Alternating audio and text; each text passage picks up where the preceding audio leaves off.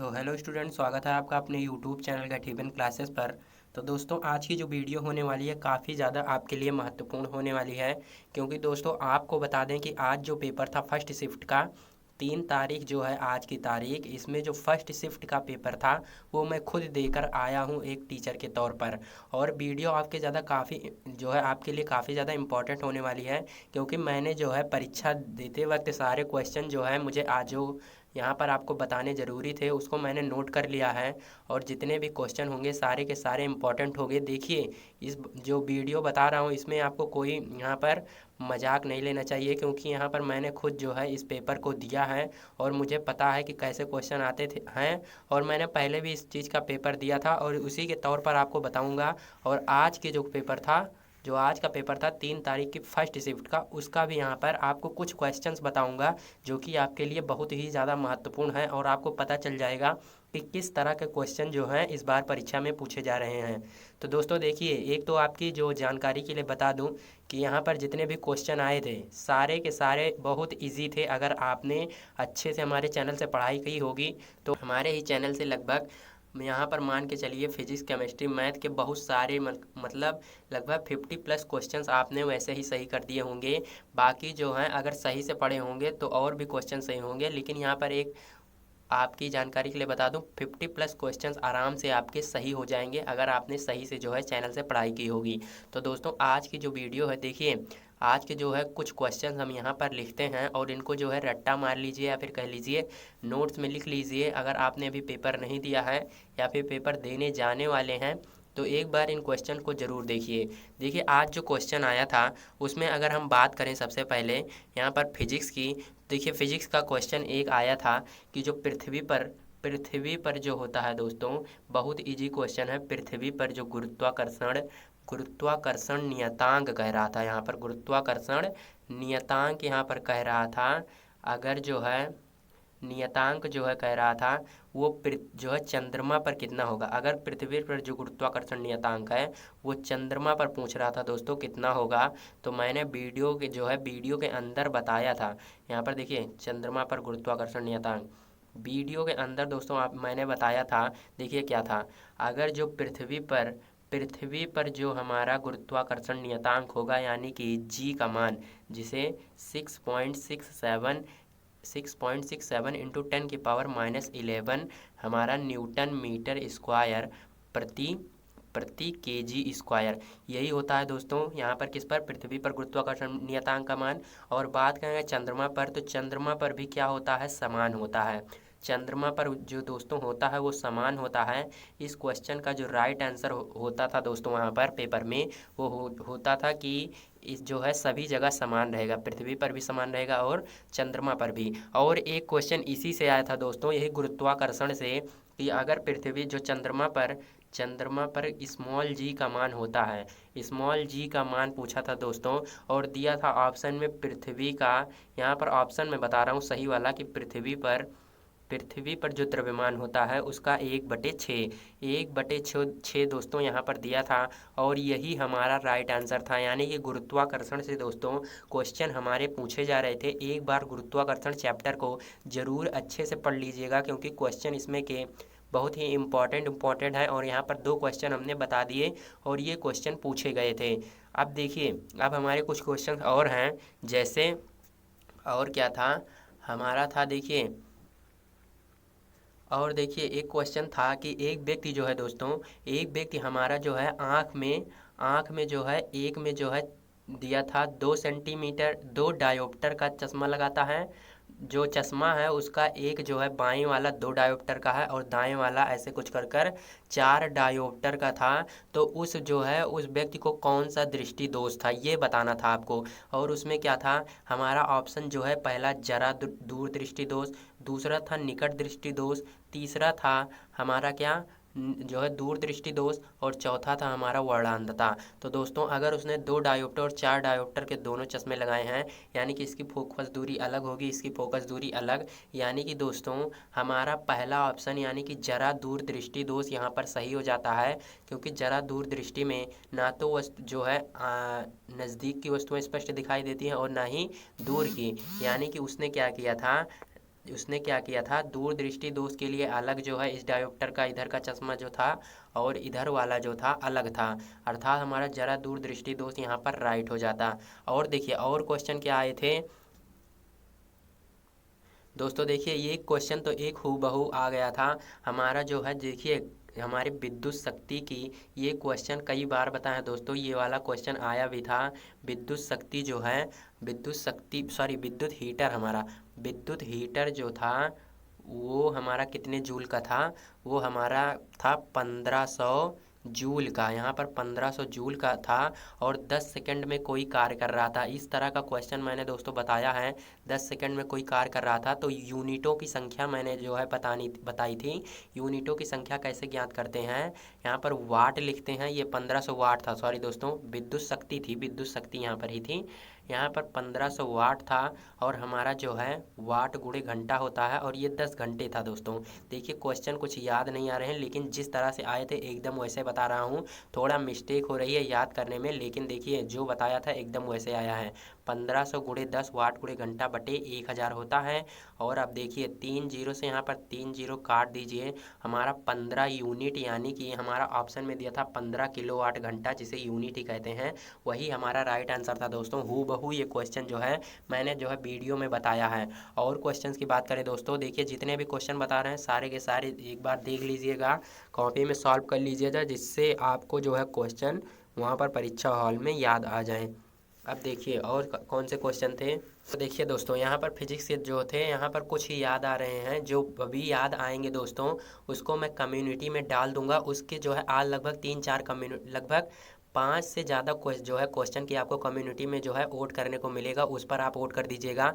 हमें कुछ क्वेश्चंस याद नहीं आ रहे हैं जिसे हम उस पर आपको दे देंगे, तो उस पर आप आंसर ज़रूर कर दीजिएगा, इससे आपका जो है तैयार हो जाएगा। कुछ क्वेश्चन दोस्तों जो है मुझे याद नहीं आ रहे हैं, लेकिन जितने याद आ रहे हैं मैं आपको बता रहा हूँ। देखिए केमिस्ट्री में क्या आया था, केमिस्ट्री में जो है यहाँ पर क्रोमियम का इलेक्ट्रॉन जो है कॉन्फ़िगरेशन करने को आया था, तो हमने बताया था इसका जो है अपवाद होता है 2 8 13 1। और हमारा आंसर कैसा आ रहा था जानते हैं, हमारा एक आंसर आया था आर्गन, यहाँ पर 3 और हमारा क्या था 3s2 और 3d हमारा था 4, ये एक था। और एक आर्गन था हमारा कितना 3s1 और 3 जो है d5। तो दोस्तों हमारा आंसर कौन सा था, ये वाला आंसर सही था 3d5, क्योंकि मैंने बताया था जो ये वाला होता है ये अपवाद में आता है, और ये वाला जो है हमारा 5 जो है 5 अपना पूरा कर लेता है। हमने बताया था दोस्तों, आपको याद हो तो ये 5 पूरा कर लेता है और इसमें एक ही रह जाते हैं, जिससे 2 8 13 1 वाली श्रृंखला बन जाती है। तो दोस्तों ये वाला राइट आंसर था, इसको आपको याद कर लेना है, बहुत ही इम्पॉर्टेंट क्वेश्चन है। इस तरह का मैंने पहले ही बताए थे क्वेश्चन जरूर आएंगे और आए भी थे। और दोस्तों बात करें क्वेश्चन की, तो हमारा कौन सा क्वेश्चन आया था, कह रहा था पृथ्वी की गर्भ में दोस्तों, पृथ्वी की गर्भ कुछ कर था, उसमें सबसे ज़्यादा मतलब सबसे ज़्यादा मात्रा में कौन सा तत्व पाया जाता है, कौन सी धातु ऐसे कर था सबसे ज़्यादा मात्रा में। और हमारे ऑप्शन में जो था दोस्तों, हमारे ऑप्शन में क्या था, एल्यूमिनियम था। और हम जानते हैं एल्यूमिनियम जो होता है ऐसा धातु है जो पृथ्वी पर सबसे ज़्यादा मात्रा में पाया जाता है, और ये ऑप्शन में था, जो कि यही हमारा राइट आंसर था। तो आपको इसको भी तैयार कर लेना है, इसको बताया है। बहुत ही आसान क्वेश्चन आया था दोस्तों, सारे के सारे नहीं याद आ रहे हैं, जितने भी याद आएंगे अभी मैं कम्युनिटी पर डालूंगा और आपको उस पर वोट कर देना है सिंपली। और देखिए मैथ के मुझे कुछ क्वेश्चंस याद हैं। देखिए एक माध्य वाला आया था, माध्य में दिया था 1+2+ ऐसे डॉट डॉट करके, पता देखिए यक्स था इसी में 11 कर कुछ था, देखिए इतना था। और संख्याएं हमारी टोटल 7 संख्या थी, जितना याद आ रहा है उतना बता रहा हूँ दोस्तों, 7 संख्या थी ये टोटल। और इसका माध्य कितना है दोस्तों, इसका माध्य 10 दिया था। तो हम इन संख्याओं को हमने जोड़ा था, तो हमारा लगभग यक्स प्लस कर कुछ आया था, और यहाँ पर बटे में 7, यहाँ पर यक्स प्लस दोस्तों हमारा आया था 60, यक्स प्लस 60 जोड़ने पर आ रहा था, एकदम सही है। और इसमें इसको हमने इधर किया था तो 70 बराबर यक्स प्लस 60, तो इधर दोस्तों किया था तो यक्स बराबर हमारा 10 निकल के आया था। ऐसे क्वेश्चन एकदम आया था और 10 इसका राइट आंसर था। इसको भी आप देख लीजिएगा, माध्य वाला एक क्वेश्चन आया था। और देखिए यक्स का मान निकालने को कहा था, देखिए ऐसे था, मूल बताना था कि काल्पनिक है, वास्तविक है, समान, बराबर, ऐसे कुछ कर कर था। तो देखिए क्या क्या था हमारा था 2x² और माइनस का था 4x और प्लस का 6, ऐसे कर कर था दोस्तों। और इसको बताना था कि मूल कौन सा है, ये मूल इसमें कौन सा है दिया था, वास्तविक, समान, वास्तविक, असमान, काल्पनिक, ऐसे कर कर था। तो हम जो सिंपल इसका जो आंसर होता है दोस्तों, हम क्या निकालते हैं, b² माइनस 4ac, b² यानी कि b यहाँ पर -4 है, माइनस का 4ac, a हमारा 2 है, c हमारा 6 है, बराबर 0। अब 4 चौक 16 माइनस 4 दूनी 8 छंग 48। अब 48 में से 16, अगर 16 में से 48 घटाएंगे दोस्तों तो कितना आएगा, हमारा आएगा माइनस का 32। और जब ये माइनस में आ जाता है दोस्तों तो हमारा क्या हो जाता है, मूल काल्पनिक हो जाता है। इसको मैंने बताया है, काल्पनिक हो जाता है अगर मूल 0 से छोटा आ जाए, क्या हो, 0 से हमारा छोटा आ जाए तो मूल काल्पनिक होगा। और अगर 0 के बराबर होता है तो हमारा वास्तविक और बराबर होता है और समान कह सकते हैं। तो हमारा मूल वहाँ पर काल्पनिक था, यही हमारा राइट आंसर था दोस्तों। और मैथ में जो है एक चित्र वाला देखिए ऐसे एकदम हूबहू क्वेश्चन कराया है। देखिए कैसा आया था, यहाँ पर एक वृत्त बना था और देखिए ये वृत्त ऐसा था लगभग, यहाँ पर हमारा जो चित्र बना था वो हमारा चित्र बना था ऐसे, और यहाँ पर ये से था और ऐसे, और यहाँ पर एक ऐसे था। ये वाला क्वेश्चन कितना दिया था, ये वाला हमारा दिया था हमारा, देखिए यहाँ पर 45, देखिए अभी मैं लिख रहा हूँ, यहाँ पर था 45। और देखिए ये वाले का कोण का मान बताना था, ये हमारा मान लीजिए PAB ऐसे कुछ कर कर था। तो देखिए ये वाले कोण का मान सिंपली ज्ञात करने के लिए हम जानते हैं कि अर्धवृत्त पर बना कोण क्या होता है, समकोण होता है। ये हमारा 90 था दोस्तों, 90 40 जो भी था यहाँ पर 40 था दोस्तों, यहाँ पर 40, 90 40 130, और ये वाला हमारा 50। देखिए दोस्तों जैसे क्वेश्चन आ रहा था वो ऐसे बता रहा हूँ, सिर्फ यहाँ पर डिजिट लिखने में दिक्कत हो रही है, लेकिन ये वाले का ऐसा ही था बिल्कुल। ये वाला 40 था, हम जानते हैं अर्धवृत्त पे बना कोण 90 होता है, 9 हो गया, 90 हो गया, 90 40 130। और हम जानते हैं जो स्पर्श रेखा होती है दोस्तों ये टोटल हमारा 180 बनाती है। तो यहाँ पर 40 और 90 130 और ये बचा 50, यानी कि 180 हो गया। यानी कि यही हमारा क्वेश्चन था दोस्तों। और हमारा क्वेश्चन क्या था, और हमारा क्वेश्चन था दोस्तों, हमारा क्वेश्चन था समद्विबाहु त्रिभुज से। समद्विबाहु त्रिभुज से कुछ क्वेश्चन थे जिन्हें मुझे याद नहीं आ रहा है, लेकिन आप इसका जो है क्षेत्रफल जरूर पढ़ लीजिएगा। क्षेत्रफल यहाँ पर कुछ आया था लेकिन मुझे याद नहीं आ रहा है। तो दोस्तों देखिए जो आज की वीडियो थी अभी मैं कम्युनिटी पर जितने भी डालूंगा दोस्तों, या फिर आपको जो है PDF में कर कर जो भी डालूंगा आप उसको सॉल्व कर लीजिएगा जितने क्वेश्चन मुझे याद होंगे। बाकी कुछ क्वेश्चन जो मैं कराने जा रहा हूं उसको देख लीजिए, ये भी परीक्षा की दृष्टि से बहुत महत्वपूर्ण है। देखिए हमारे क्वेश्चन यहाँ पर A तथा B के जो है मध्य प्रतिरोध ज्ञात करना है दोस्तों। देखिए इस तरह के क्वेश्चन आते हैं वो बच्चे डर जाते हैं। देखिए क्या होता है, ये हमारा जो होता है दोस्तों, ये हमारा गैल्वेनोमीटर का काम करता है। इसमें जो है ये वाला प्रतिरोध इसमें हम नहीं लेते, सिर्फ अब देखिए इतना नहीं आपको देखना है, ये और ये। देखिए अब देखिए ये हमारा किस में है दोस्तों, श्रेणी क्रम में। यानी कि अगर हम इसे R1 मान लें तो R1 हमारा इसको श्रेणी क्रम में होता है तो दोनों जोड़ देते हैं, यानी कि 20 ओम दोस्तों। और नीचे वाला भी जोड़ दीजिए, R2 बराबर भी 20 ओम।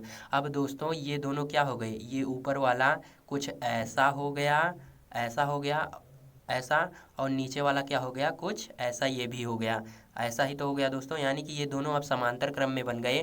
तो यानी कि 20 ओम और 20 ओम को क्या कर देंगे, समांतर क्रम में। 1/R बराबर 1/20 प्लस 1/20। तो दोस्तों इसको जोड़ेंगे 2/20 और कट देंगे तो क्या हो जाएगा 1/10, यानी कि R बराबर हमारा 10 ओम निकल के आ जाएगा। राइट आंसर ये हो जाएगा। चलते हैं नेक्स्ट क्वेश्चन पर। कह रहा है बर्फ का आपेक्षिक घनत्व 0.9 है। जल में तैरते समय एक बर्फ की शिला का जो जल में डूबा रहेगा वह है। देखिए दोस्तों इसको सिंपल करना है, आपेक्षिक घनत्व जो है 0.9, कितना जो है जल में डूबा रहेगा, इसी को जो है दशमलव हटाकर नीचे 0 बढ़ा दीजिए, 9/10 भाग जल में डूबा रहेगा, यानी कि राइट आंसर यही हो जाएगा। चलते हैं नेक्स्ट क्वेश्चन पर। कह रहा है निम्न परिपथ में A व B के बीच तुल्य प्रतिरोध दोस्तों। इस तो हमारा जो है ये वाला क्वेश्चन जो है ये भी उसी तरह है बिल्कुल। इसको आपको श्रेणी क्रम में कर लेना है ऊपर वाले को, यानी कि टोटल जोड़ेंगे 160 हो जाएगा। नीचे वाला 40 है, यानी कि ये वाला हमारा अब क्या हो जाएगा, अब हमारा समांतर क्रम में हो जाएगा। क्या होगा, अब हमारा समांतर क्रम में हो जाएगा। तो 1/R बराबर 1/160 प्लस 1/40। इसी को सॉल्व कर लीजिएगा दोस्तों, आंसर आ जाएगा। कमेंट बॉक्स में इसको जरूर लिखिएगा। चलते हैं नेक्स्ट क्वेश्चन पर। कह रहा है दिए गए धारा वितरण में आई का मान है। देखिए आई का मान ज्ञात करने के लिए सिंपली जाने वाली धारा प्लस और जाने वाली धारा जो जितनी होती है जोड़ लेते हैं और बराबर में आने वाली धारा भी जोड़ लेते हैं। तो देखिए जाने वाली धारा क्या है यहाँ पर, जो जो जा रही है, देखिए 5 एम्पियर जा रही है प्लस का, और कौन जा रही है 3 एम्पियर प्लस का क्या जा रही है यहाँ पर, कोई नहीं जा रही है, हो गया। अब जो जो आ रही है देखिए आई आ रही है प्लस हमारा 2 भी आ रही है और प्लस 4 भी हमारा आ रही है। तो देखिए अब ये हो गया 5 3 8 एम्पियर बराबर क्या हो जाएगा 4 2 6 एम्पियर प्लस आई। तो आई बराबर क्या हो जाएगा दोस्तों, 8 में से 6 जाएगा तो 2। यहाँ पर राइट आंसर ए ऑप्शन हो जाएगा। चलते हैं नेक्स्ट क्वेश्चन पर। एक सिक्का दोस्तों छोटे टब के तल पर पड़ा है, इसमें पानी की ऊंचाई। देखिए सिक्के की दूरी प्रतीत होगी, प्रतीत मतलब दोस्तों आभासी गहराई, और हम फॉर्मूला जानते हैं अपवर्तनांक बराबर, यानी कि हमारा अपवर्तनांक 4/3 बराबर क्या होता है वास्तविक गहराई। वास्तविक गहराई हमारी 15 दी है और आभासी गहराई हमें मान लीजिए यक्स ज्ञात करनी है। तो यहाँ पर इसका इधर गुणा कराएंगे दोस्तों, तो x बराबर 45/4 यहाँ पर काट देंगे तो 4 एकम 4 4 एकम 4.25 यहाँ पर राइट आंसर हो जाएगा 11.25। चलते हैं नेक्स्ट क्वेश्चन पर। कोई समतल दर्पण की ओर दोस्तों 50 सेंटीमीटर की दूरी से जो है एक व्यक्ति से आ रहा है। 3 सेकंड के पश्चात मनुष्य और उसके प्रतिबिंब के बीच की दूरी। देखिए कोई मनुष्य यहाँ पर समतल दर्पण है, यहाँ पर हमारा समतल दर्पण है 50 सेंटीमीटर, यहाँ पर मान लीजिए 50 सेंटीमीटर की दूरी से अब इधर आ रहा है। 10 सेंटीमीटर के वेग से चल रहा है 3 सेकंड पश्चात। देखिए 10 सेंटीमीटर वेग से चल रहा है तो 3 सेकंड पश्चात इसकी दूरी कितनी हो जाएगी दोस्तों, दूरी बराबर चाल गुणे समय, यानी कि 30 मीटर। वो अब क्या हुआ दोस्तों, 30 मीटर इधर आ गया, यानी कि अब इसके बीच की दूरी क्या बची, 20 मीटर बची। 20 मीटर यहाँ पर बची।